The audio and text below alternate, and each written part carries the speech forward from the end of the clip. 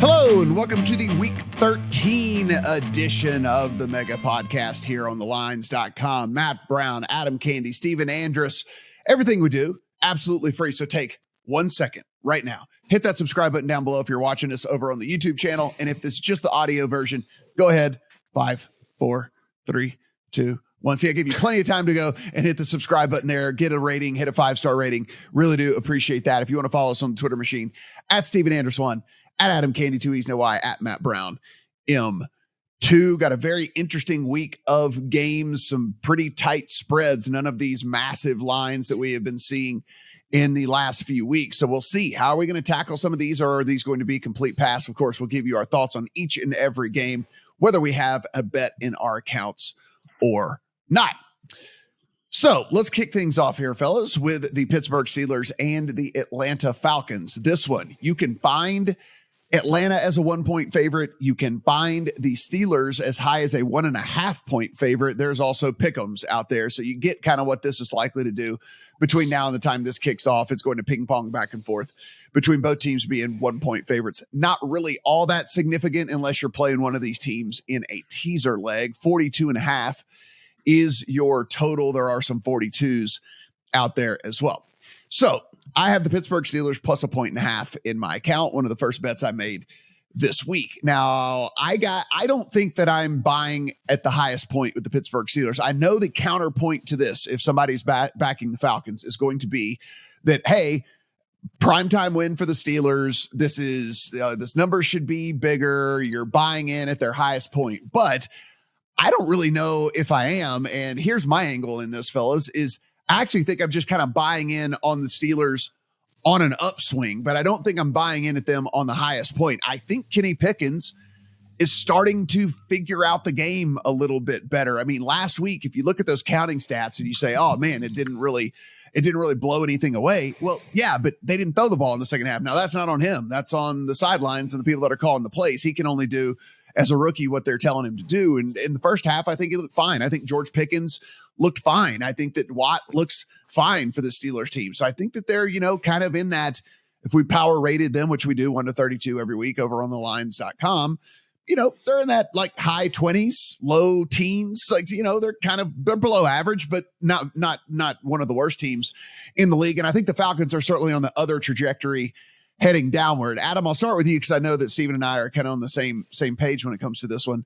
Do you feel like we're buying at the highest point on the Steelers, or do you think that this is just an appropriate buying point because it's a team that gets TJ Watt a little bit healthier, has a rookie quarterback, so it's likely going to look better as the weeks progress because he's a rookie quarterback getting more experience? Well, I think the simplest thing that I can tell you about this, Matt, is that we're at the point where we can now look at another segment of the season, right? We can look at the basically third quarter of the season and say, what have we seen in terms of performance? And if you filter out garbage time, the Pittsburgh Steelers are 12th over the last few weeks in EPA on offense, right? The Pittsburgh Steelers. So that's a team that obviously we thought was not going to be able to move the ball at all. And of course, the return of Watt changes just about everything. Now, of course, he's questionable this week, but is expected to play. I don't think you need to say much about the Falcons, right? It's the sort of smarmy thing to say, oh, Kyle Pitts is out for the year. They weren't using him anyway. Well, defenses still had to account for Kyle Pitts, even if Arthur Smith wasn't going to use him the way that most people thought that they should. So, yes, I was a buyer on the Falcons. I was wrong, and I think you're on the correct side of this. Yeah, Stephen, I mean, I look, if we're talking about the Falcons just in general and kind of their arc of the season, they're doing the wrong one, right? They started way up here, and then their arc seems to be going on the other way. And like where the Steelers started way down low, and their arc seems to be heading in the right direction as we progress throughout the course of the season. We see this with teams every single year, right? I mean, some teams start way better and finish way worse, and vice versa. And some teams just kind of coast along in the middle. I actually do think we're on teams with different arcs right here. I think we are seeing this Falcons team kind of come back down to earth where they were super efficient offensively at the beginning of the year, which was kind of mind boggling because they weren't throwing it all over the place. They weren't doing anything. They were just running really, really efficiently. That's kind of gone away. And then we see the Steelers team that was absolutely one of the very bottom units in just about every single offensive statistic category that you can get. They make the quarterback switch. You need the rookie to get a little bit of experience. And now I actually do think that they're kind of on the upswing here. So I'm, if there's plus money out there, and even if your book only has -1, whatever, I still think the Steelers are the side.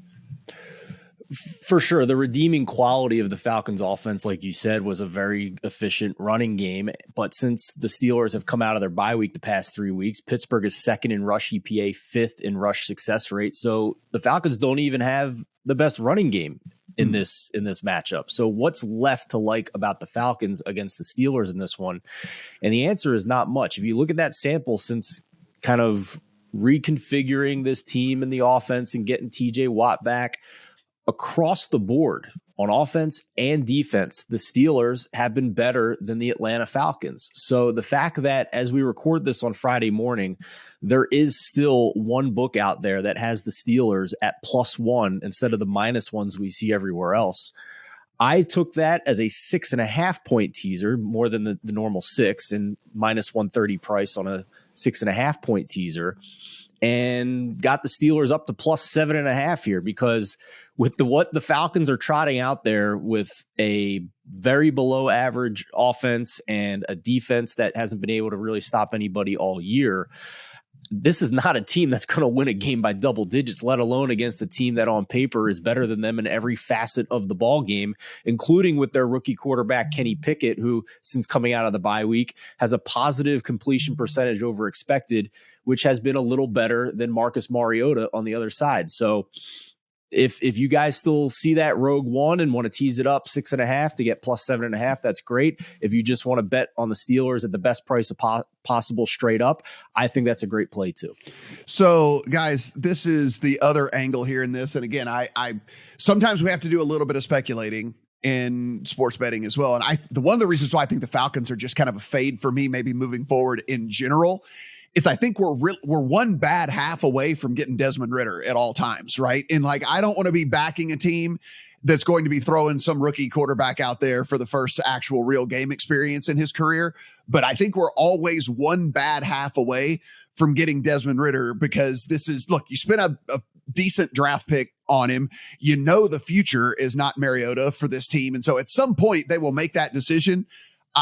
We don't know when that will be. We don't know if they're going to announce it beforehand and let us know, or if it's just going to be one of those weird halftime switches or whatever, we see these teams do, but we're getting there, right? We're rapidly getting there with this Falcons team. And so that's another reason why it's very hard for me to kind of back them moving forward. And Matt, if that happens, we are still talking about a team that's a half game out of first place in the NFC South. So, I mean, maybe just roll the dice on Ridder actually being decent and a dual threat guy if we're getting a good price here, because the market seems to have the Bucs as runaway favorites in this division, despite what the standings are at this point, which is wild to me.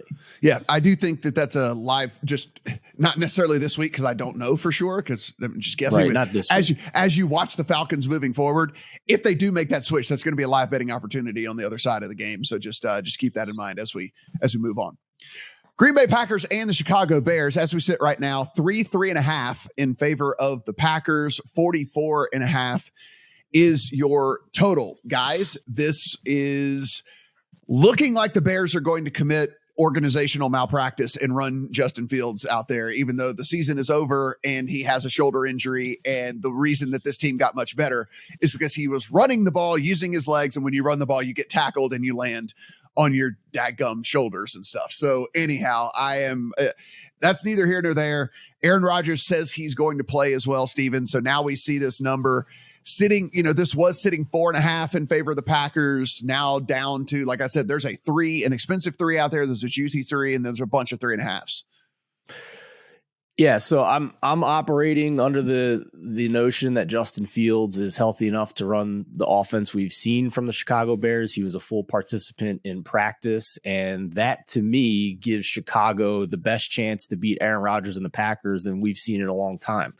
The only stats I care about with the Chicago offense are the week 7 to week 11 window, where they changed the offense, went more with a single wing, old school running style offense where the quarterback is taking direct snaps and running with the ball, and don't care about anything before then, don't care about the Trevor Siemian week. You have to look at that window to what this Bears offense is at this point.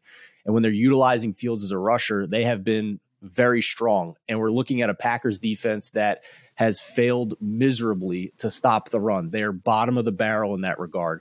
And that's when they're facing running offenses where the quarterback is just handing the ball off and they have numbers. It's 11 on 10 at that point because the quarterback's not in on the play.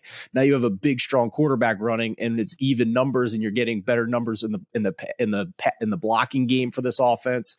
So if the Packers gave up more than 8 yards per carry to the Eagles last week, I think Fields can do damage as a rusher here with this new style offense that they've been putting out. So with that being said, the Chicago defense is still brutal. They are terrible. Worst in the league. Worse than the Texans. We're at this point worse than the Texans. Yeah. So even though the Packers offense has struggled a bit, this is not the matchup that can take advantage of that. So the thing I'm most confident in here with Fields back in play is the Chicago Bears team total in this game. And there's some wacky numbers out there. It's almost like these aren't adjusting with the line movement overall that comes with it. So I've seen Chicago team total over 20.5 at plus money, which I think is good.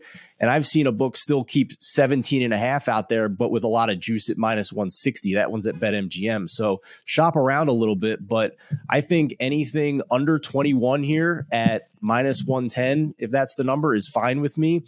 And if you want to take a little lower number, that's with more juice, that's fine too. But 21 would be the stopping point for me. But I like the Bears to go over this total.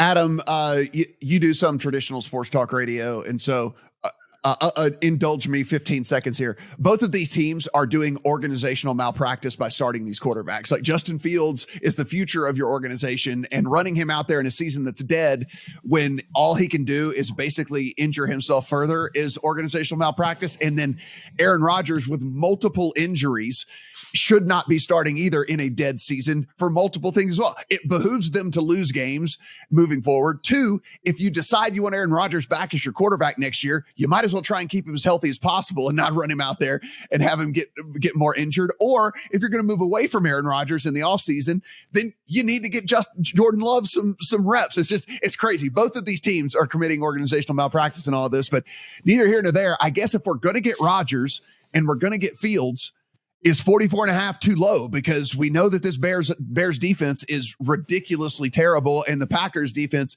has not been anything close to what we thought it was going to be. No, this game puts all of the variance into play. It's a pass for me because of that.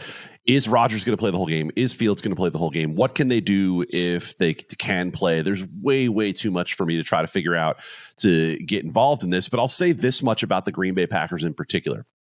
For any way in which we've clowned Jordan Love over the last few years, if you watch the couple of drives that Jordan Love had and just the balls that he was putting out there to his receivers, Jordan Love might have something figured out. It's at least enough that the Green Bay Packers should want to see more and have the perfect opportunity to see more, at least for 1 week, to say to Aaron Rodgers, hey, you know what? Just give it one more week to get healthy again. But look, it was clear in the contract situation last year, and it's clear now that Aaron Rodgers is running the Green Bay Packers in terms of whether or not he goes out there. They're not telling him whether or not he plays. Aaron Rodgers is telling them whether he plays. So I won't add more. I don't need to. For me, I'm passing. Yeah, if a flat 44 showed back up, which I don't think it will at this point, I'd probably come in on the over. 44 being a pretty key number when it comes to totals. Really, I only pay attention to 44 and 51, 47 to a lesser extent. So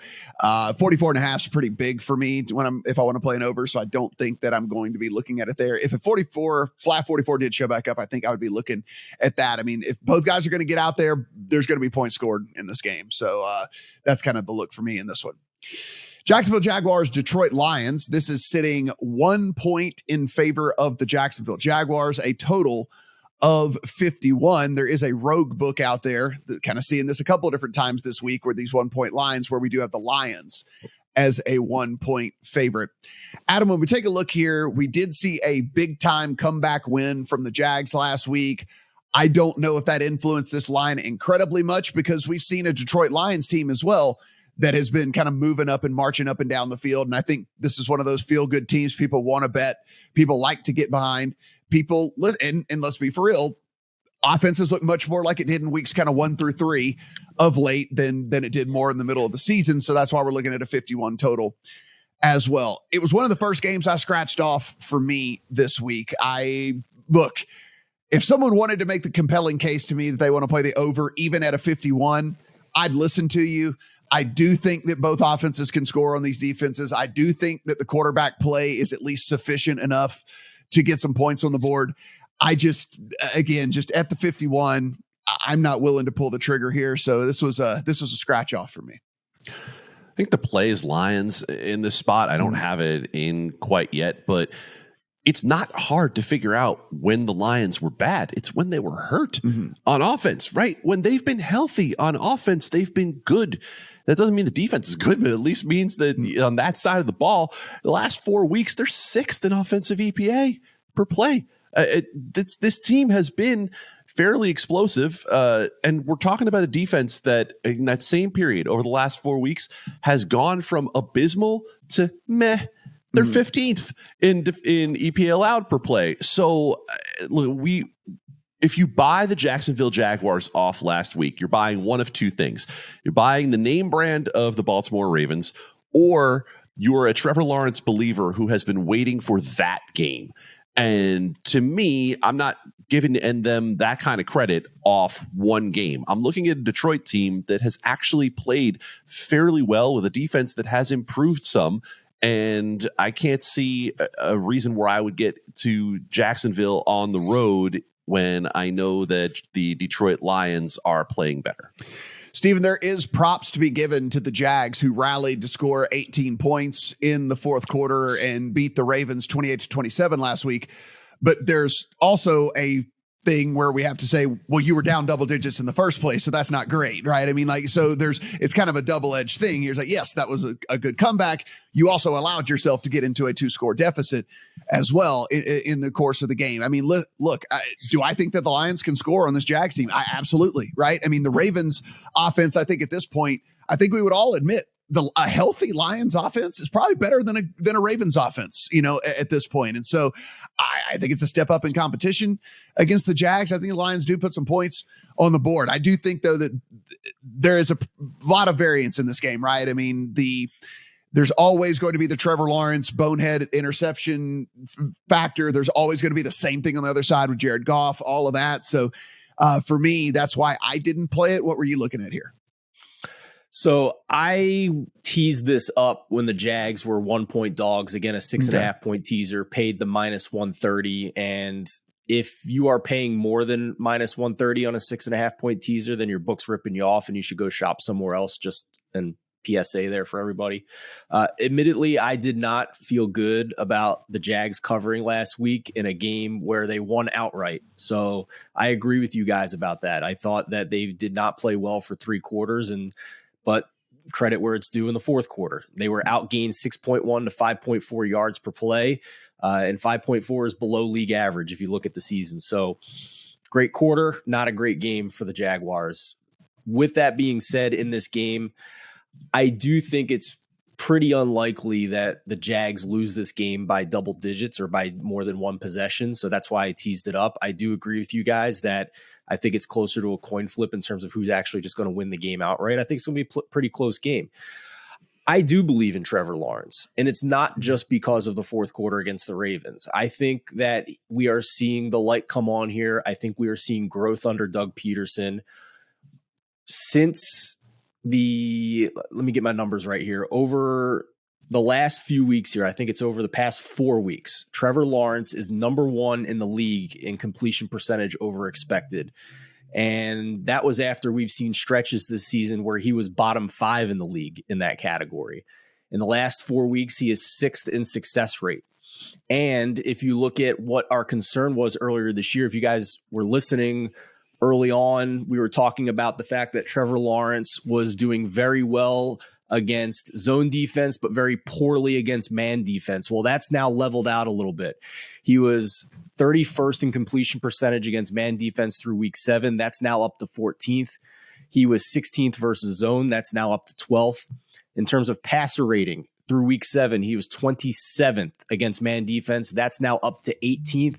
And he's gone from 10th to 7th against zone defense and passer rating. So I think it's more than just the Ravens game. I think Trevor Lawrence is making a leap here and doing a good job. And I think that this is a situation where I want to continue to back the Jaguars to at least just be competitive in this game. And I think that's fair to say against the Lions team.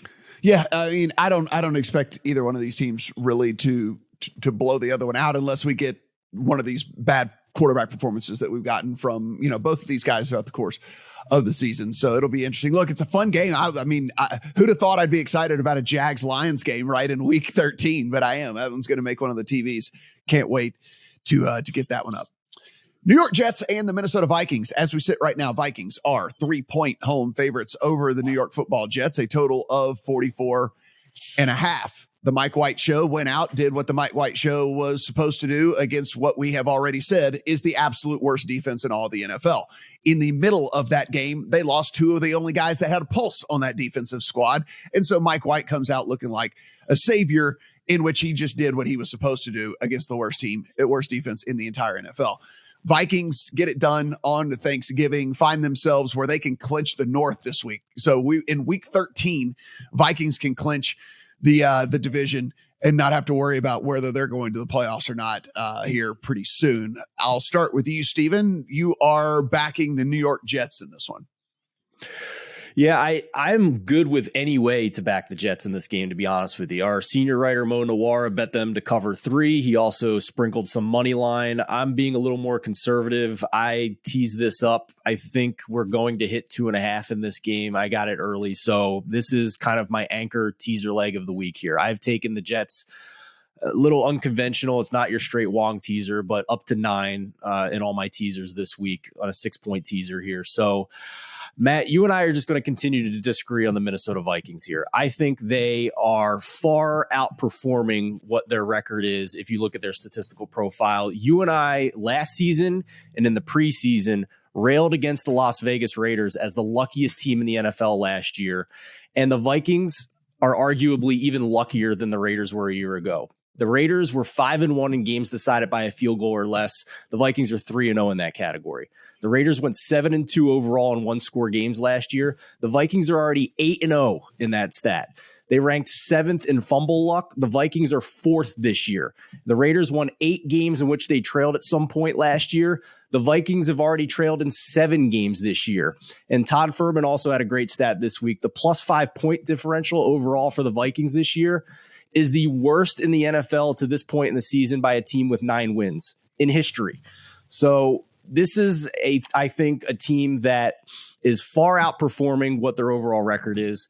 And I think their defense is horrible. I think they're number 1 in 30 in I think they're number 31 in yards per play allowed. They're 26th in success rate allowed, 24th in pressure rate.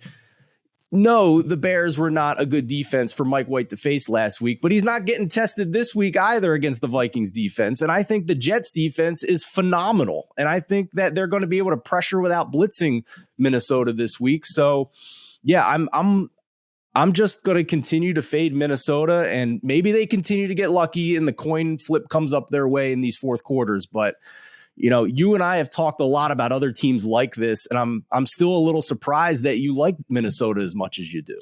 Well, I mean, there's a lot of differences as well in the teams that you're talking about. I mean, you talk about the Raiders last year. The Raiders don't have the last year's version of the Raiders don't have a speck of the talent that is on the Minnesota Vikings side of things. So, I mean, like the coaching staff is in Minnesota comparatively to the coaching staff in Las Vegas, completely different as well. It's not apples to apples year over year. It's not, or it's literally apples to oranges when you're talking about these two different teams. And if you want to say that the Minnesota defense is not great, perfectly fine. Now, if you want to look at some of the statistical categories that are out there that you like to rattle off the ones that back your argument and not the ones that don't, you can sit there and say that, oh, there are actually pretty good elements to this defense as well. To even put them in the same sentence as what the Bears are rolling out is a disservice to our listeners and our viewers, because they are not even anywhere on the same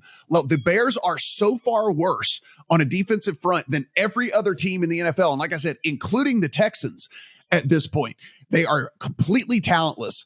On top of that, you are rolling out a secondary that is literally out there on their third and fourth strings at this point. I mean, it's not even an actual true comparison. They're still a bottom 5 defense. They're a bottom 5 defense in a lot of ways, at generously a bottom 10 that just gave up more than 7 yards per play to an offense that you hate in the Patriots. The other side of this is you still have to score points in the NFL to win games. And we're going to sit here and look at the Jets offense that they're making no bones about this, is absolute garbage. It has been one of the most garbage units in all the NFL over the course of the entire NFL season. And yet we're going to have a guy who came in and had one game against the worst defense in the NFL and crown him that he's just going to go out and do this against other teams that actually have some sort of pulse. That is so incredibly results oriented and so incredibly being a prisoner of the moment from what we saw with Mike White last week. There's a reason he was third string whenever the season started. There's a reason the guy is because they spent a high draft pick on Zach Wilson and felt obligated to play him, who has been trashed. The entire Jets offense this year has been about Zach Wilson being terrible. And they went to Flacco instead of Mike White because why? Because they were so tied up in him. They had so much investment in Flacco. No, that wasn't the case either. He was third string for a reason, and he's a third string quarterback for a reason. The Vikings are going to win this game. Not only are they going to win this game, they're going to win this game by double digits. And you can. Wow! If they do, it's my worst week of the year. If that happens, it's my worst week of the year. Well, that's unfortunate that you have all of that in there. Then, Adam, what do you look at in this one? When mom and dad fight, I just sit here quietly and wait for the storm to Listen, end. here's the thing about this. We at this specifically at our site as well are one of the most egregious offenders of all this. Everybody's fraudulent. Everybody, all they do. Listen, I get after everybody that does content for us, because all everybody wants to do is come on camera or get in an article and talk about how fraudulent everybody is in the NFL. No one's good. If you listen or read or whatever, the only good team's the Chiefs, kind of the Bills, and everybody else is fraudulent. And that's like you have to get to a point where we're 13 weeks into the NFL season and you have to throw away priors, because we've gotten to that point as well. And you have to deal with what you see on the field and what is going on with your own eyeballs. And so it's insanity to me that everyone wants to get in this group think that everybody's fraudulent. This is fraudulent. This wins fraudulent. This team's fraudulent. This is fraudulent. That's exactly. It's the worst. It's the worst low hanging fruit handicapping that you can possibly do. We've switched from mom and dad arguing to middle-aged man yells at cloud, but that's okay. I understand exactly where Matt is coming from. I understand his frustration. I have, for a couple of weeks, have been saying that we need to evaluate against like teams this year, right? I've been talking about it with Philadelphia, where I've said that the Philadelphia Eagles in another year are not a 9-1 team, but you know what? They are this year, and they're not going to play anybody the rest of the year. And so they're probably going to finish with the best record in the NFL if they continue to play the game that they've played. For this week, I'm going to give you guys a process idea when it comes to evaluating the Minnesota Vikings. Last year, the Minnesota Vikings lost 8 one-score games. They won 6 one-score games. They were a team that essentially showed you we're close, right? We're pretty close to being able to do something. And if that one little thing that they're close to being able to do is we needed better coaching, we needed better ability to finish games well, to make smarter decisions in tight situations, then the Minnesota Vikings aren't all that different than they were last year. And if you're going to try to figure out a team that has been outperforming the numbers, then what you're trying to do from a betting perspective is you're trying to thread the needle to say, this is the week where it all comes out, right? Because for the Minnesota Vikings, and I'll give you the New York Giants as an example as well. For the Giants, you could have made a lot of money on the Giants up until the bottom dropped out against Detroit. Well, that's fine. If the bottom ultimately dropped out against Detroit, you lost that week, but you probably won quite a bit on the Giants up until that point. And I think the argument can be the same with the Minnesota Vikings, that maybe there comes a time where the bottom drops out on the Minnesota Vikings. But up until that point, you'll have done pretty well playing the Vikings. And so this week in particular, I'm passing because of the Mike White situation, because, as Matt said, it's 1 week, right? And if you don't buy the Vikings as a team that's outperforming the metrics, then you probably don't buy Mike White as a quarterback who's outperforming the priors and the metrics on him. So I'll pass, but I will just have the popcorn out and a cold beverage in hand, watching the two of you play this whole thing out on the Minnesota Vikings this week. It's just it is beyond insanity to me that everybody watches a third string quarterback go out and carve up the worst defense in the NFL, and all of a sudden this defense that has been complete and utter garbage, gutter trash all year long, is going to magically become something that resembles an actual true NFL offense. So it's wild to me. Trot out Zonovan Jackson or whatever his name is. No, mom and dad. Next game. Yeah. Trot Zonovan Jackson or whatever in the hell his name is. Next game. Yeah. Sorry, son. Just crazy. Washington Commanders and the New York Football Giants. The Commanders are 2.5. There are some 2s as well. Point road favorites here over the Giants. A total of 40-40.5. So, Adam, this is one of those deals where you have to start your handicap with basically just saying, are the Washington Commanders 2.5 points better than anybody? Are they better? Are they 2.5 points better than, okay, yeah, we'll say the Texans for sure. We'd say the Bears maybe, whatever. But like now, are they 2.5 points better than anybody on the road? And are they 2.5 points better of a team that at least has a pulse? I understand the Giants are dealing with an incredible amount of injuries, and that has really ticked them down as far as the power ratings go, right? A team that was teetering on the top 10, certainly now more in the mid-teens, if not lower teens, because look, if you have no wide receivers and you lost 4 starters on the defensive side, it's really tough to compete at a high level. I know there are people who are playing the Giants in teasers this week. I might ultimately end up doing something there. It is a game with a 40 total in which I could take a team up to 8.5, and that is always appealing and has been profitable. I haven't gotten there quite yet. What do you see here from a Commanders side that, again, is this the highest point you could ever buy the Commanders, or is this just a product of what we're seeing that the Giants are going to likely have to roll out with all this injury stuff? I think the injury part is massive for the New York Giants, but I think what you're looking at right now is that the Washington Commanders are the early season Giants. In a lot of ways, this is a team that has middling quarterback play, and we know how bad Taylor Heineke has been. But if you're going to try to peg when Taylor Heineke comes back to earth, then you're doing the same thing that you've been doing with the Minnesota Vikings, right? The run game in the last 5 weeks is top 5 in EPA per play. The defense overall in the last 4 weeks for Washington is top 4 in EPA allowed per play. Look, maybe as a Giants fan, I'm biased, right? Maybe I'm the one who's like, yep, this is what I was waiting for, right? Like, you knew they were going to come back to earth at some point. Okay, but legitimately, this team's coming back to earth because they don't have anybody left, because everyone is hurt. And in particular, Leonard Williams is questionable this week, and he makes a massive, massive difference to their run defense.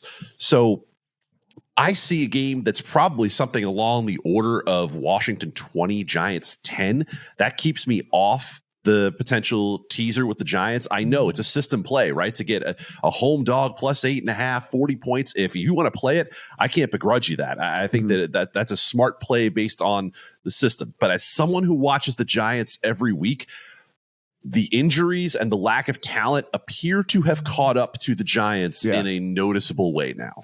Yeah, that's the problem for me, Steven. The reason this is the only one that really fits the mold that didn't make my kind of teaser round this week. And like I said, maybe they will before it's all said and done, but probably not.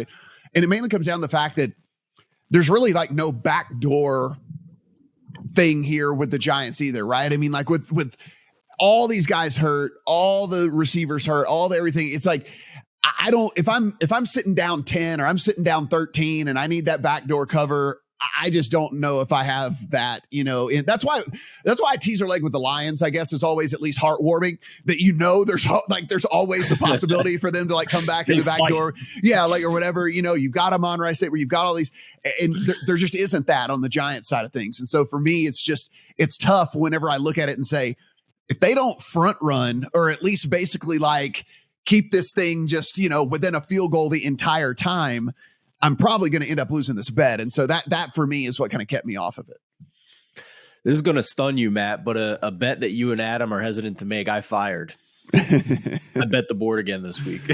So, I mean, let's start from the beginning here at the look ahead line. This line has moved 1.5 points from the look ahead after the Giants didn't have any players left against one of the most explosive, ferocious defenses in the league. What did people think was going to happen against the Cowboys on Thanksgiving? Exactly what we all thought was going to happen. And that was worth moving 1.5 points for this game against Washington. I didn't think that made any sense, especially now that we're starting to see a little bit more optimism on the injury report. I think that's why we're starting to see these 2.5s disappear. I think maybe early in the week, the Sharps were just hoping and praying a 3 would pop for the Giants. It never came. And now they're like, okay, well, let's just get it on the Giants anyway. So it's 2.5 still at a couple spots, but we're seeing 2s, seeing a 1.5 again.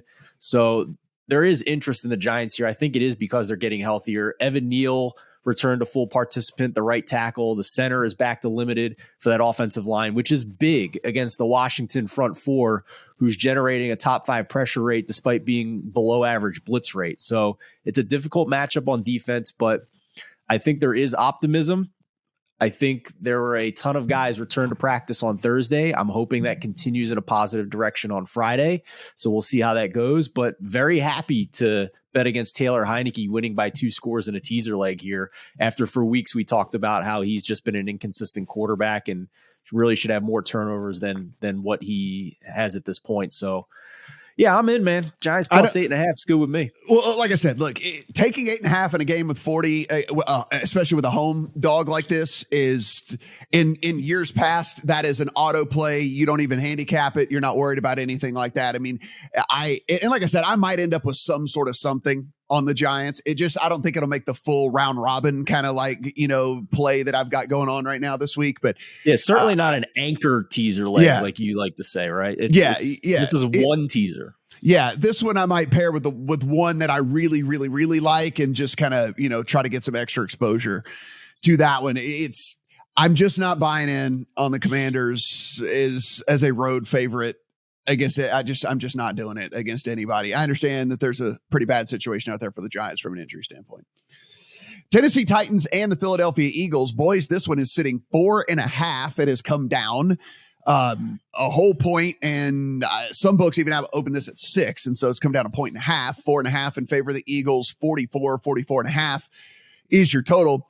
Steven, I get it because here's the logic behind anybody coming in to back the Titans. It is, if there is a weakness to this Eagles team, it is and continues to be the run defense. Now, it's gotten a little bit better since they acquired Ndamukong Suh and Linval Joseph. The problem is those guys are old and can't play a full complement of snaps. And when they're actually on the field, the Eagles' run defense has looked a little bit better, but they just can't play a full complement of snaps. And so we still have all that's factored in this handicap. The one thing the Titans do well is run the ball. So, okay, Titans' strength, Eagles' weakness, 6 is too many. I can actually get there. I can actually buy that. Now that we're heading down towards 4, I don't know if we'll get to flat 4 or something like that, but now that we're heading down towards 4, I do start to wonder, kind of like we saw on Thursday night with the Patriots and the Bills. Like, okay, if you want to sell me on 6 being too much, I can get there with you. Now we're getting down, into an area where I start to wonder if we've made too big of an adjustment. I could certainly see where you're coming from there, but I'm still tired of losing money to the Tennessee Titans, so I'm still not getting off of that, at least for one more week. We'll talk about that in a second, but until Jordan Davis comes back for the Eagles on this defensive line, this is one of the worst rush defenses in the league, right? Like, you can plug these guys in that they got off the street, but it's still a problem. They still gave up a lot of yards per play to the Packers, even though they scored a 40 burger on them. It didn't matter. But Mike Vrabel is smart, man. Like, I could see them running Derrick Henry 40 times in this game if they have to, and shortening the game. And the other flip side of this that we haven't touched on yet, Matt, is the fact that the Titans have maybe the best defense against stopping the run in the NFL, which is what the Eagles like to do best. So this to me is kind of a wait and watch and a fun observation game, and maybe there is a live betting opportunity here if the Titans are stopping the Eagles run and Jalen Hurts is struggling in the pass game. Then that kind of opens up the door for the Titans to win this game outright in my mind, because I do think they're going to have success running the ball with Derrick Henry. But what I did with these two teams this week is bet the look ahead. I bet Eagles -5.5 at the Giants next week, and I also bet against the Titans, this will shock you, when they play the Jacksonville Jaguars. I took Jaguars +4 in the look ahead. So 2 bets for this game, but not with this game in particular. Adam, we look at this rush defense over the last 3 weeks, and if you're saying, dude, too small of a sample size, the reason I did that was because that's whenever they picked up Ndamukong Suh and Laval Joseph. They've gone from being like one of the 3 worst to kind of like in that 19th, 20th range. And listen, you're going to say, dude, that's still like bottom half. It is. But when you're basically one of the very, very worst and you do increase to being just one of the bottom third, that is at least a step in the right direction. So we do have an Eagles squad that, even though these dudes are old and aren't anything what they used to be, are still good for bursts, right? They're still good enough to kind of shore up some of these holes in short doses. So I think we can look at that and still say that it's a weakness for this team. I think we can't look at it and basically at this point say they are one of the absolute bottom 2 or 3 teams in the NFL when it comes to run defense now. Well, I mean, it's a fair assessment. Yeah.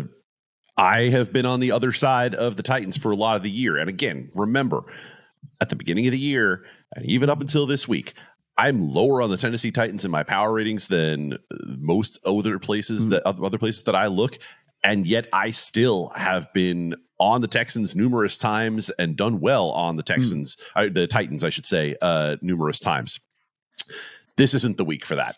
It's a pass for me because, first of all, they've got to be able to throw the ball at least a little bit. And Treylon Burks, we don't know if he's going to be able to go. And there are not a lot of receiving options in Tennessee. And as much as I was down on Treylon Burks coming into the year, he's been pretty good for Tennessee. You mentioned, Steven did, that the run defense for Tennessee has been stout. I think that is notable because we haven't seen a lot of games that we've had to put the ball into Jalen Hurts' hands and say, you go throw it and beat us. But that being said, I think you got a really nice coaching matchup here.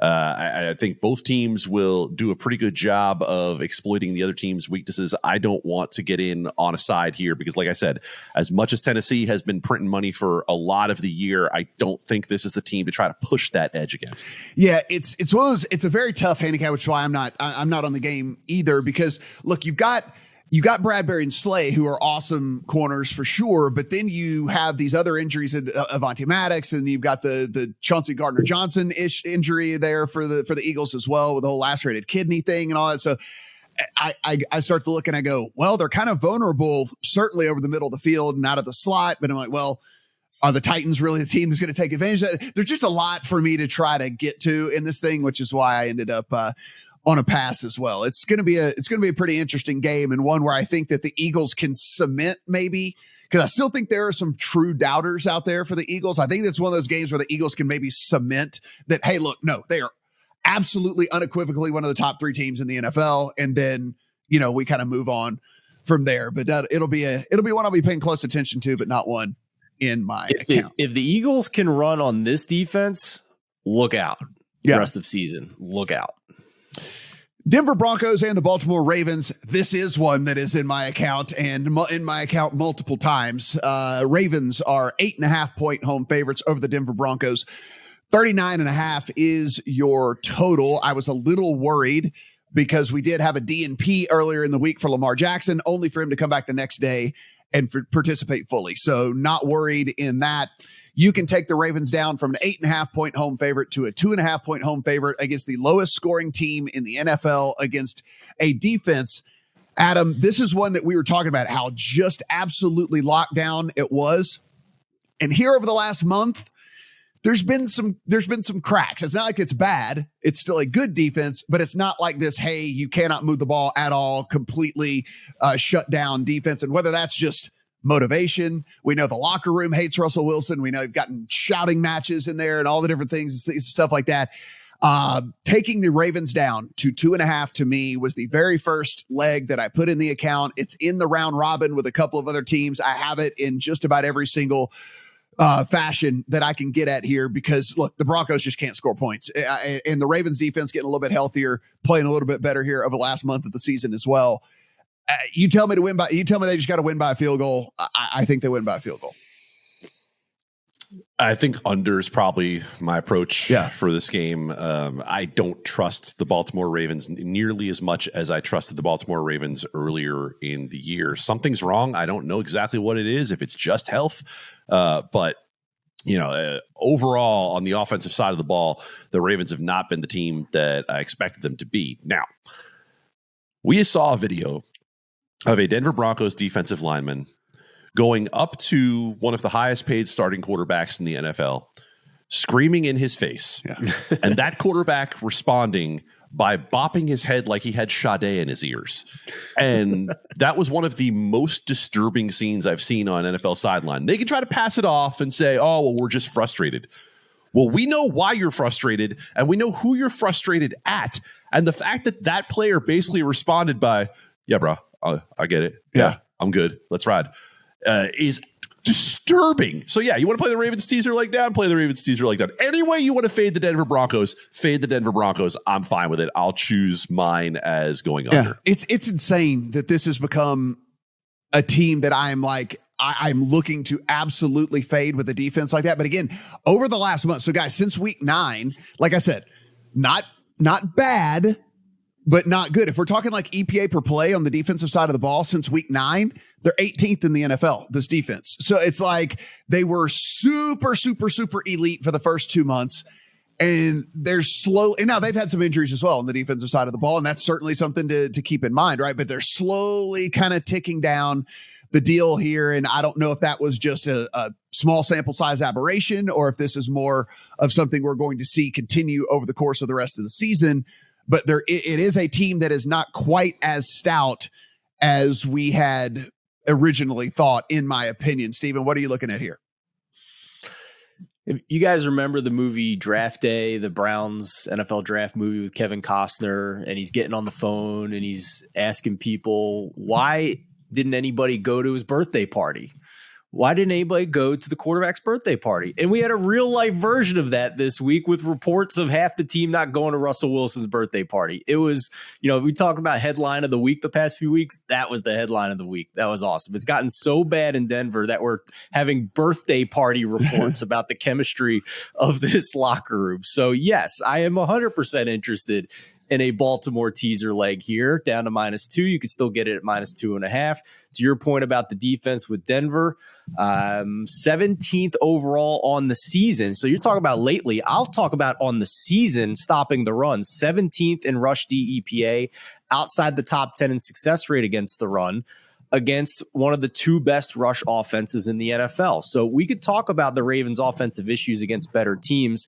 And I think it might just be as simple as they don't have any good wide receivers. They only have Mark Andrews, their tight end, to throw to. I think that's probably the simplest answer to it. But this week, they should win this game by a field goal.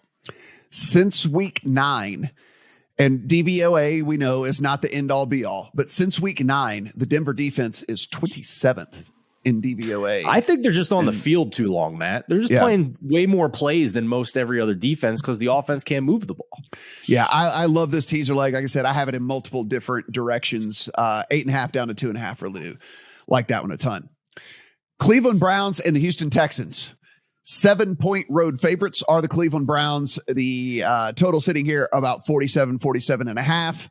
This is Deshaun Watson returning at quarterback, ironically or not so ironically, against his old team here on the road. Steven, this is another one of the teaser legs in my round robin this week. The Browns down to 1. I am not so much worried about if I only need the Browns to win the game. I'm not so much worried about Deshaun Watson and rust, which is the thing that we're going to hear all week long, not playing a meaningful game in about 2 years. That being said, has been able to practice the last couple of weeks, did play in the preseason. I do want to throw that out there. Hadn't played in a real game in a couple of years, but what has been at practice and what did play in the preseason. We know this Houston Texans team is they're absolutely dead. Nobody even wants to be out there anymore. You can actually watch the team on the sidelines, like while they're playing. Nobody wants to be playing for this team anymore. And then further, they have made the decision, I think, to go ahead and just punt on the rest of the season as they move away from Davis Mills and go to Kyle Allen. So I think they're kind of showing us the writings on the wall as well when it comes to all this. Even if Deshaun Watson looks terrible, they can turn around and hand the ball to Chubb and Hunt 40 times in this game and still win this game. And is Stefanski sharp enough to do that? I would like to think so. Give me Cleveland just to win the game here. I don't want to lay the 7, although if we knew we had a healthy / sharp / not rusty Deshaun Watson, this number would be 10. So, I mean, you can kind of take that into account as well. Just give me Cleveland to win the game in a teaser leg. Yeah, you read my mind. And if everybody watching is sensing a theme, you're right. It's a great week for teasers. Oh, it's a fantastic week. Yeah. Hopefully this goes better than it did the first month of the season. But you read my mind, Matt. I'm not sure I care what percentage of the old Deshaun Watson we're getting in this game. They could trot one of us out there at quarterback, or maybe even Zach Wilson, and win this game by at least a field goal. So, yeah, I think the teaser is solid here. The Texans are bottom of the league, bottom 3, and rush DVOA, 30th by PFF against the run. Handed to Chubb and Hunt 50 times and walk away with probably a double-digit win still. Adam, if we look at this too, it's like, and this was kind of my handicap with this, was people saying like, dude, well, aren't you worried this guy hadn't played any football and whatever, and blah, blah. It's like, okay, an 80% Deshaun Watson or a 100% Jacoby Brissett, I would still be interested in the Browns like teaser leg in this thing, right? Like I don't care. Give me 75% Deshaun Watson or 100% Jacoby Brissett. I would still like to take this 7 down to a 1. So yeah, okay, give me only 3/4 of what Deshaun Watson actually is. I don't think he's going to have to go out there and light it up through the air as it is in the first place. And so the handicap was actually fairly simple to me. I think people might be even, dare I say, overanalyzing this, because I don't think the play of Deshaun Watson is necessarily going to be a big factor in whether they win this game or not. Okay. This game's a trap, and I'm going to pass. And I understand everything you guys just said, and I think a lot of it is based on what we think the Cleveland Browns are, based on what we've seen them do at various points of the season. They haven't been that good lately in a lot of different ways. But the one that scares me, we talk about Chubb and Hunt, and I know how bad the Houston run defense has been and is. If we were to use that last 4 weeks that we've been using, the Cleveland Browns are 29th in rush EPA per play. Not middle of the pack and had a little fall off. Like, they're 29th. I'm interested in the over, even at the slightly inflated number that we're at right now, open 43. There are still 46.5s on the board if you want to play in that spot. Because the one thing I'm confident about is that the Browns will score. I also think the Texans will score. You guys can take the Browns to win the game. I understand everything about the handicap. I understand why it makes sense to you. To me, it isn't just about Deshaun Watson. To me, it's a lot about this Cleveland defense being almost as bad as Houston. No one's on that Chicago level that you mentioned, but this Cleveland defense is absolutely abysmal. And I wonder if even the Texans are going to be able to move the ball enough to bring this into the range where variance plays in. So I might look stupid in the end. The Browns might win this game by 17, but I'll pass. Yeah, the other thing you did bring up is the total. That was my other angle in this one that I have this one circled. If there are two different paths, I think, for this thing starting out super slow, which is, one, there is the rust factor for Deshaun Watson, and two, maybe they just try to ease him into the game, and there's just an incredible amount of run heavy approach at the beginning of this game. I think this is a prime in-game over opportunity at some point throughout the course of this game. So this is the one I have circled to make sure I keep an eye on one of the TVs moving forward, because I think we might find ourselves into the first quarter, maybe it's only 3-0 or something, or, something like that, 3-3. And we're going to get a really, really good number to come in on the over as these things kind of open up a little bit more. So that's another angle I think we can take in this game. Seattle Seahawks and the Los Angeles Rams. It is 7 in favor of the Seahawks on the road at the Rams. 40.5-41 is your total. Adam, maybe you could explain to me. It seems like the Rams want to trot Matt Stafford back out there if he is able to play. Now we don't know if he's going to. I know I don't know if he's going to be able to play. We don't know yet, but it seems like they want to play him if he can go. Good Lord. If not, we still don't know. It could be Walford. It could be Perk. We don't know. We have no idea who's playing quarterback for the Rams. I think at this point, it doesn't really matter to me. Like I said, this is maybe since the first time since week 2 or 3 of the NFL season where it's a super, super heavy teaser week for me. And Seahawks down to 1 to just win this game against this Rams team that Aaron Donald's not going to be out there. They have no receivers. They have no running backs. I mean, it is bad times there for this Rams team. So again, I never fully bought in on the Seahawks completely as being an elite team. I do think they're good though. I think there's reason to believe that they're good, and without Aaron Donald, I think that they're probably even a tick better than that. So give me the Seahawks to win here. I think Eugene is good enough to win this game by a point. Yeah, I'm with you on that. And it's completely a fade of the Rams. Yes. And look, last week, the Los Angeles Rams nearly covered somehow against the Kansas City Chiefs with Bryce Perkins at quarterback. That said, the Seahawks are getting, I think, a little bit of a fade right now from people because they gave up 40 in overtime to the Raiders. Look, that was an all-time fluky game. If you watched most of that thing, the Raiders just lined up and ran the ball, and for whatever reason, Seattle didn't have it last week. The Rams have nothing. I can't get behind anything with the Rams. I don't think it matters if Stafford plays. And just to add to the chorus, if you take a quarterback who might or might not be able to come out of the concussion protocol and throw him back there, you're crazy. Although Sean McVay did say that it is safe to say that Stafford is not going to play this week. So I do believe that we're likely to get another Bryce Perkins game, which, oh my. Yeah. Perkins, Walford, whoever in the hell, doesn't matter to me. And I even as you said, Adam, even if it was Stafford at this point, I'd probably still take the teaser leg here with the Seahawks. Steven, I think we were fair in our assessment of the Seahawks on this podcast over the course of the season, where we were like, hey, look, we get it.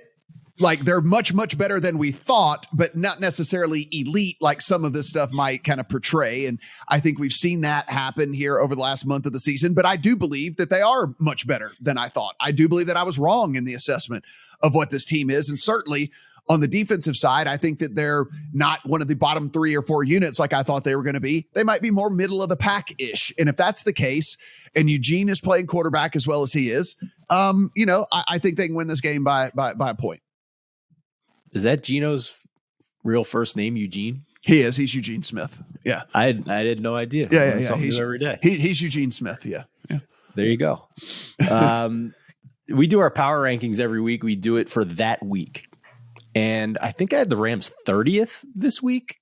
I mean, that's how low the Super Bowl champions have sunk. They don't have anybody left at this point. And if you look at the Rams offense statistically, they're not much better than the Houston Texans on the season. They're 31st in EPA. They're 29th in success rate, 29th in pressure allowed. They're dead last in yards per play, even worse than the Texans. Seattle -1 teaser leg all day on this one. I'm not interested in backing the Seahawks to win by double digits against anybody, to be honest with you, because I do think, like you said, this is an above average team, but not a top 10 team. And we saw that their defense still has some holes against the Raiders last week. So don't really want to bet them to win by 2 possessions any week, but in a teaser leg against this offense, absolutely. Eugene Cyril Smith III, guys. He could have gone by Cyril and decided to go by Gino. And that poor kid. He could have been Cyril. Like Cyril, that's a pretty cool Cool name. He should have went to college at Oregon, in Eugene, Oregon. Yeah, I mean, instead he chose to go Geno. I mean, he could have gone Eugene. He could have been Cyril. Instead, he's Geno, Eugene Cyril Smith. I mean, I think we can all agree Geno is a big upgrade from Eugene, though. Yeah, that's true. That's true.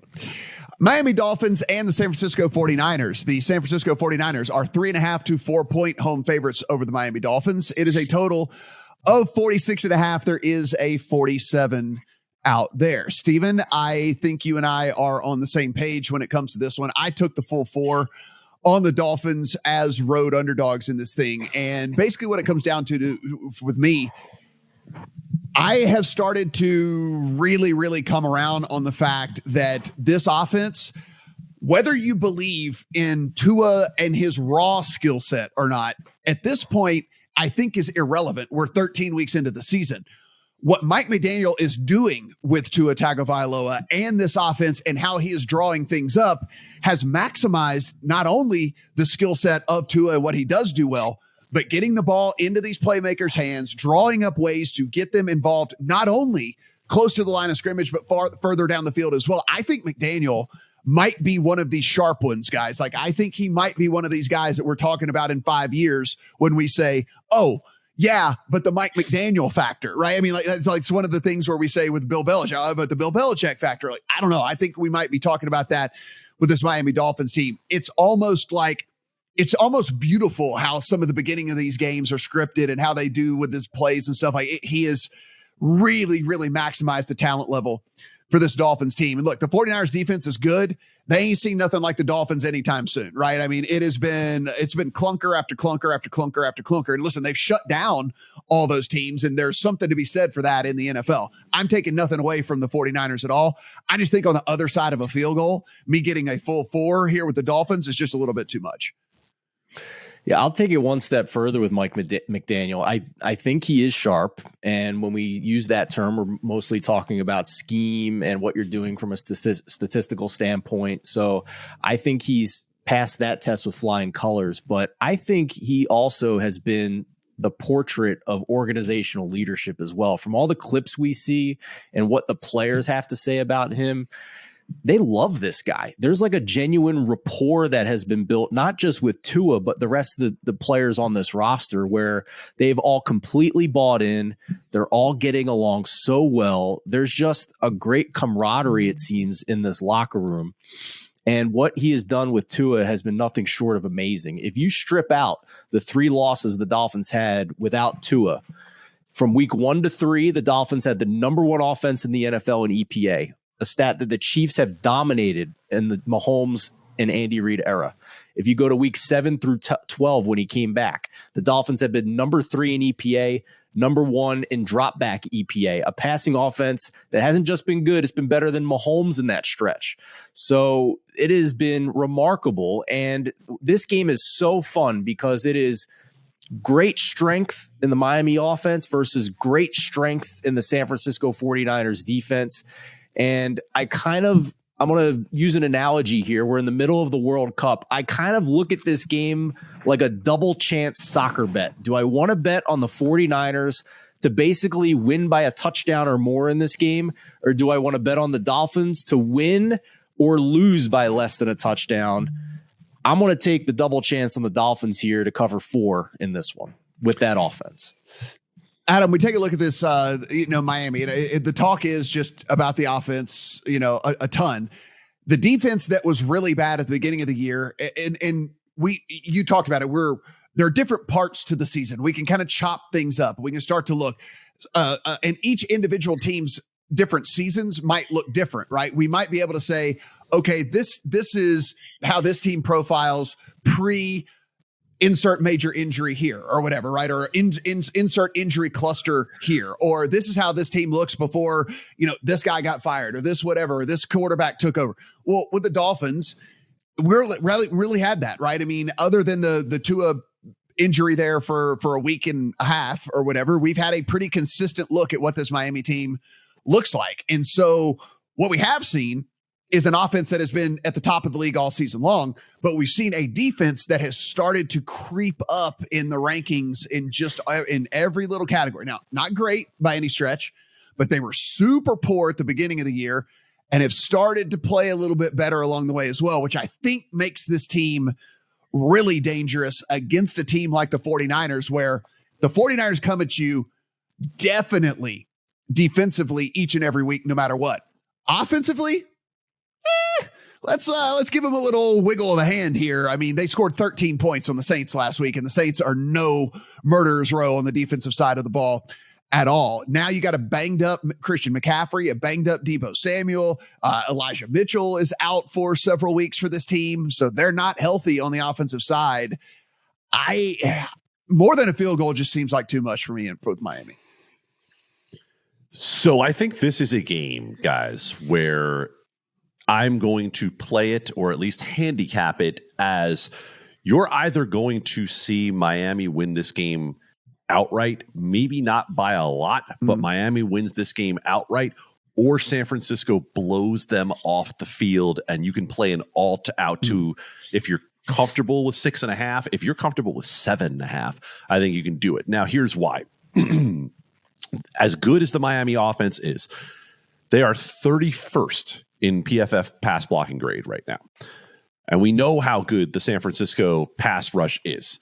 Now, very simply, can Mike McDaniel scheme around the San Francisco pass rush? Like, this is the real test of Mike McDaniel right here. Can you get the ball out of Tua's hands quickly against a pass rush that is likely to wreck your offensive line? The answer is either yes or no. And if the answer is yes, then I think Miami wins this game outright.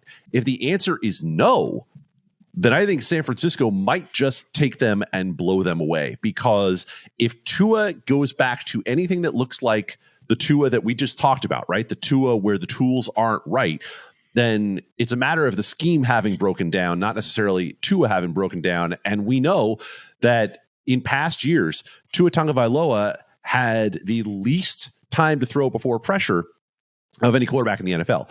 So however you feel on that handicap is how you'll play this game. I gather you guys think that McDaniel can work around it. And you want to talk last 4 weeks?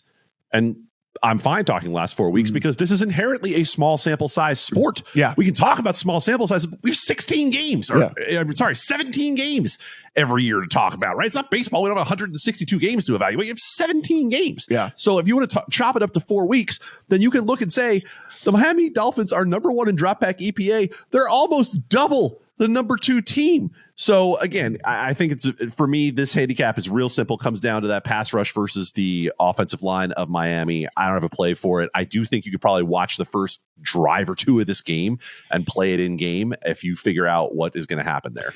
If you look over the 49ers schedule, and look, you can only play the teams that are put in front of you, and you can only play them at what level, but they've really only played one good offense all year in the Chiefs, right? And they lost. Smoked. Yeah, and they gave up 44 points. They had some injuries in that game. They did. But I mean, it's just been fortunate for them, right? I mean, like, we didn't know the Broncos were going to be terrible. We didn't know that the Bears were going to be as bad as they were. We had no idea that the Chargers were going to have cluster injuries on the wide receiver position. And we didn't know that the Saints were going to be as putrid as they are. So, I mean, look, the 49ers can only play who's put in front of them, but they really only played one good offense all year. And that one good offense did score 44 points. So just something to keep in mind with this one as well. Fascinating game, guys. The afternoon games are lit finally. Yeah, like, we get it is going to be so awesome to be in front of a TV, specifically not only for this game, but for this one as well. The Kansas City Chiefs and the Cincinnati Bengals. Guys, this is down to 1.5 at DraftKings in favor of the Chiefs. You can still find a 2.5 if you want to take Cincinnati over on FanDuel, to pretty much the rest of the industry out there.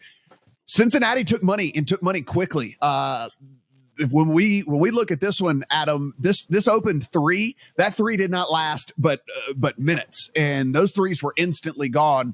I know one of the big groups out there put out a release on Cincinnati at 3. We know Cincinnati has had a really good history against Andy Reid and this Chiefs team, and then we keep talking about these teams and their arcs over the course of a season. There's, I think, no doubt whatsoever that Cincinnati is on the upward arc when it comes into this game against the Kansas City Chiefs. You get Jamar Chase back, and even without Jamar Chase, guys, I go in and I chopped up the season here to factor in the games in which Jamar Chase was out for the Cincinnati Bengals.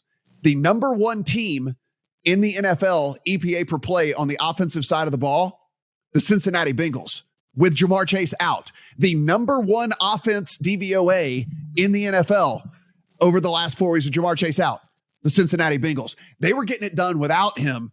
And, oh, by the way, Adam, they play defense too with DJ Reader back out there. I get why the money came in on Cincinnati. I'm probably going to pass because I think that it's probably appropriate at this point. Maybe some sort of end game for me on Cincinnati if the Chiefs come out and score quickly or something like that. Maybe that'll be a look for me. Yeah, don't, to me, just look blindly at this game and look at the 2.5 and say, oh, automatic teaser leg, right? Because we're looking at a total of 53. Right. Yeah, and so those points are a little sketchier when we're out all the way to 53. It's a pass for me also, Matt, because I think for me, this is the game where I find out, is Kansas City really that much better than everybody else in the league? Right. We spent so much time talking about how is anyone truly good this year? They can go out and handle Cincinnati and handle them outside a teaser leg, then they're probably that much better than everybody else. I'm not sure of it quite yet.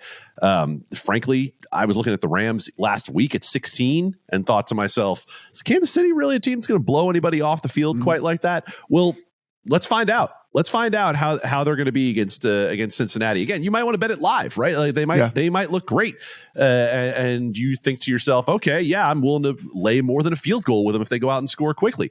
But you mentioned a lot of good things about Cincinnati there. The return to Jamar Chase can't be overstated. I'll lay off this thing at the start.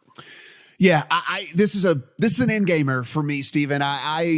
I think if I can get the other side of a field goal with Cincinnati, like I said, if the Chiefs get the ball first and go down and score and I can get the other side of a field goal, I think that's going to be a live play for me, an in-game type deal. We talk about Jamar Chase coming back.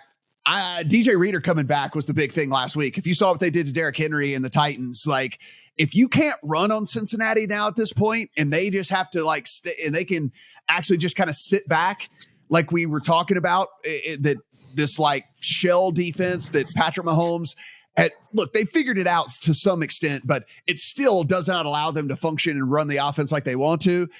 And the big problem with that has always been, well, you can sit back and you do all that, but you allow teams to gash you with the run.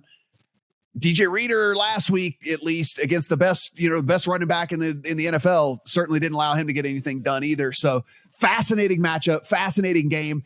Dare I say that it was a benefit for Cincinnati to have to play the last 4 weeks without Jamar Chase leading into a game like this and get Jamar Chase back. Like, you figured out how to win without him, and now it can only get better with him back in there. I think this spread is just fascinating to me because typically when you see the Chiefs at less than a field goal against anybody other than the Buffalo Bills, it gets gobbled up. And it isn't less than a field goal for very long. And I know the Chiefs are on the road here, and it's not the same as when they hosted Buffalo earlier this season, and Buffalo was I think a 2.5 point favorite in that one. But it's just a very interesting matchup here with the Bengals on their 3-game winning streak. My concern is a big step up in class here against the offense that they're going to face in this stretch of the 3 games that they won. They played the Carolina offense, the Tennessee offense, whatever. And they gave up 30 points to the Steelers offense, which is a bit of a red flag for me when you're going to face Kansas City now. And what is interesting to me about the Chiefs offense at this point is that they're starting to find a run game. And I think they're starting to have Patrick Mahomes recognize defense, and when there's a lighter box, being totally okay with running Isaiah Pacheco, the 7th round rookie out of Rutgers, against those lighter boxes, because no matter how you split the advanced metrics, the Chiefs are at or near the top offensively, most notably with the passing game. But for most of the season, they've been a below average rushing offense. But since Pacheco has taken over the past 3 weeks, the Chiefs are top 10 in rush success rate in that span. So this is a big discovery for them if they can be multifaceted now offensively. And I'm not convinced that the Bengals defense is good enough to stop them over the course of 60 minutes here.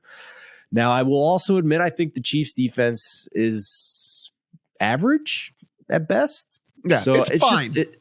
It's fine. It's fine. It's fine. Especially when you have the offense that you have on the other side. So it's fine. Yeah. I mean, this to me feels like an expensive price on Cincinnati if you want to back them here. That's just my opinion. And I agree with Adam.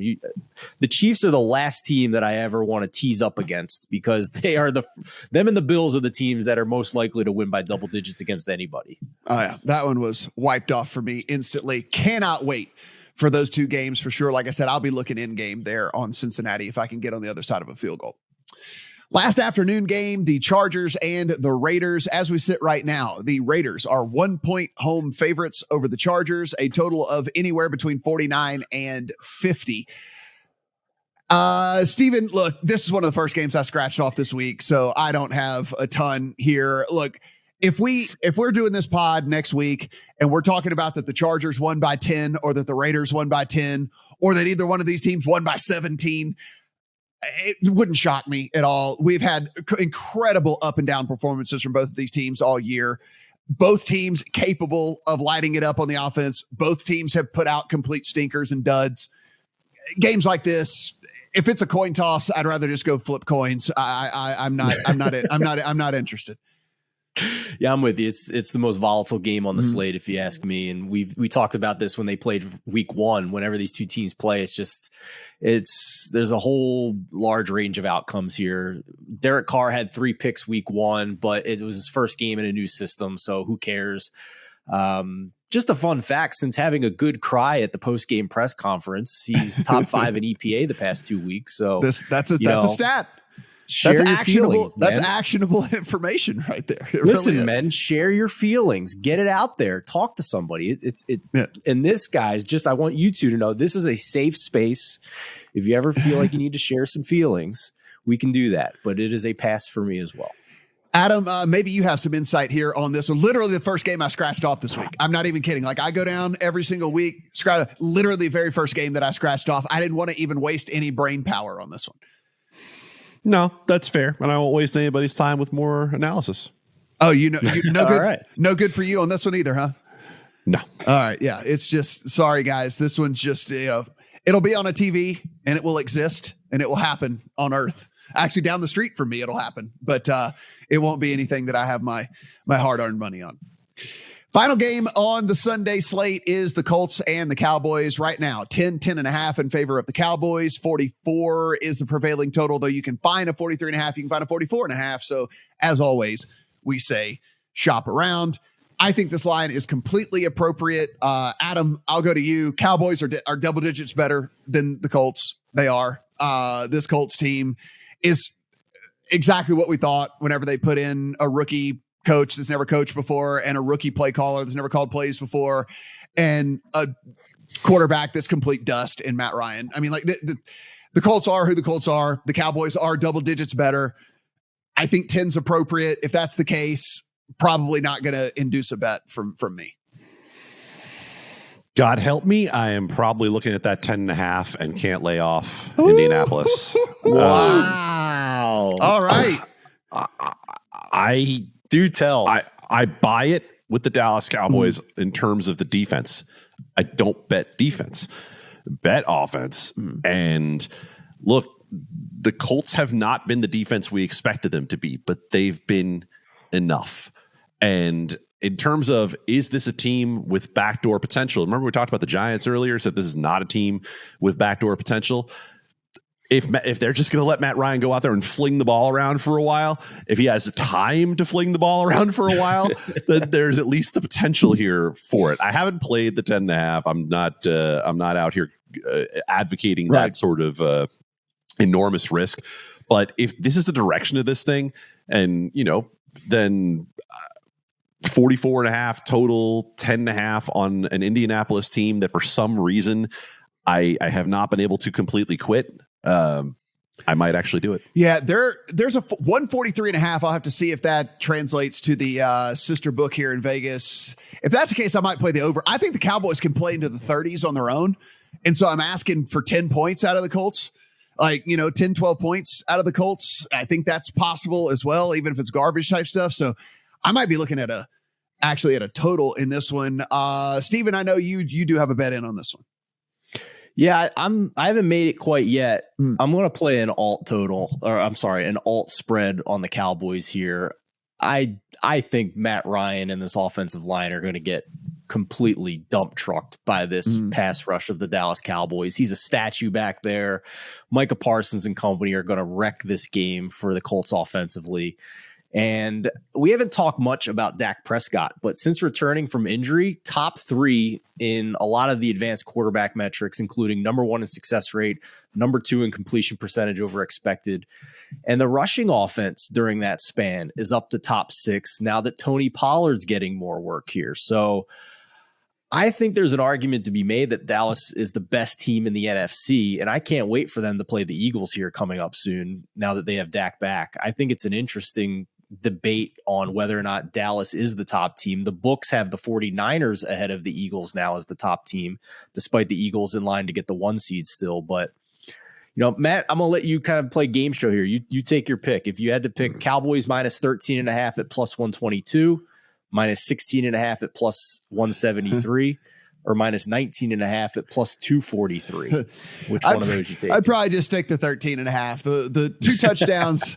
2 touchdowns still a lot.